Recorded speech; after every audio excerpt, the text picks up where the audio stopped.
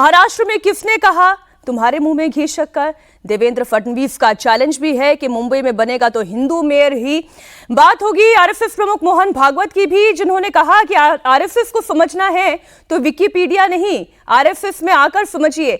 Iran की भी बात होगी, बात बांग्लादेश को मैसेज की भी होगी जो भारत की ओर से दिया गया है। फरहान ममदानी के आ जाने के बाद कैसे बदल रहा है अमेरिका, तमाम खबरें होंगी। लेकिन सबसे पहले बात होगी पश्चिम बंगाल की।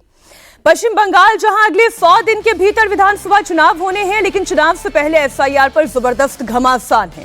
टीएमसी नेता और ममता बनर्जी के भतीजे अभिषेक बनर्जी कभी चुनाव आयोग को चैलेंज करते हैं, मुख्य चुनाव आयुक्त को उनकी औकात बताते हैं, मैं तो इलेक्टेड हूं, आप नॉमिनेटेड हैं, ऐसी बातें कहते हैं।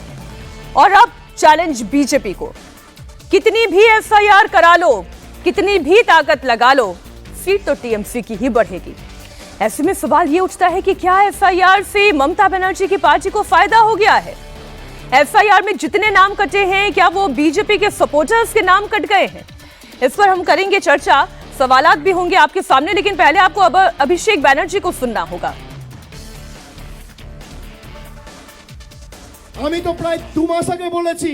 मैंने तो 2 महीने पहले ही कहा था कि आप जो एसआईआर कर रहे हैं कीजिए, आपके पास जितनी ताकत है वो लगा दीजिए, फिर भी तृणमूल कांग्रेस की सीटें बढ़ेंगी। मैंने कहा था कि नहीं, बीजेपी के नेताओं में दम है तो चैलेंज स्वीकार करें।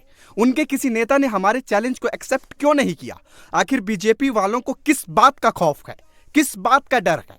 2 दिन पहले देश के गृह मंत्री यहाँ आए थे, कह रहे थे कि हम सोनार बांग्ला बनाएंगे। पास में ही त्रिपुरा है, वो सोनार त्रिपुरा क्यों नहीं बन पा रहा है? सोनार असम क्यों नहीं बन पा रहा है? सोनार बिहार क्यों नहीं बन पा रहा है? मध्य प्रदेश में पीने के पानी से 11 लोगों की मौत हो गई थी। एक इंसान को जिंदा रहने के लिए पानी की जरूरत है।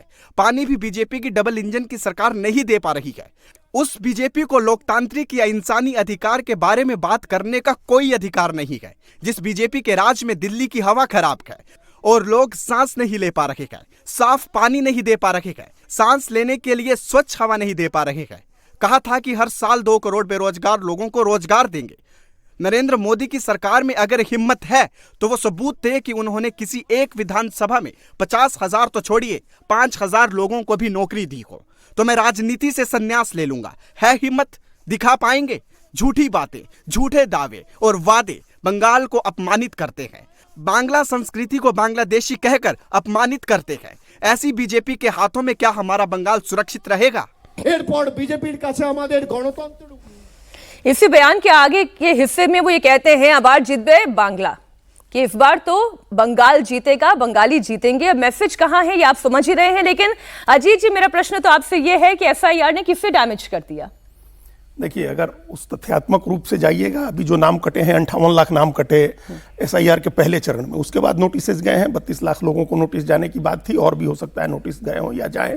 32 लाख लोग ऐसे हैं जिनके बारे में कहा जा रहा है कि वो अनमैप्ड थे, मतलब 2002 के का जो वोटर लिस्ट था, उस वोटर लिस्ट में उनके या उनके माता पिता का नाम नहीं मिला, तो उन 32 लाख लोगों को अलग से नोटिस दिया गया है। हालांकि उसमें भी एक कंट्रोवर्सी हो गई, आपको पता ही होगा कि जब ये देखा गया, उन लोगों ने कहा कि भाई 2002 की हार्ड कॉपी में हमारा नाम है, हमारे माता पिता का नाम है।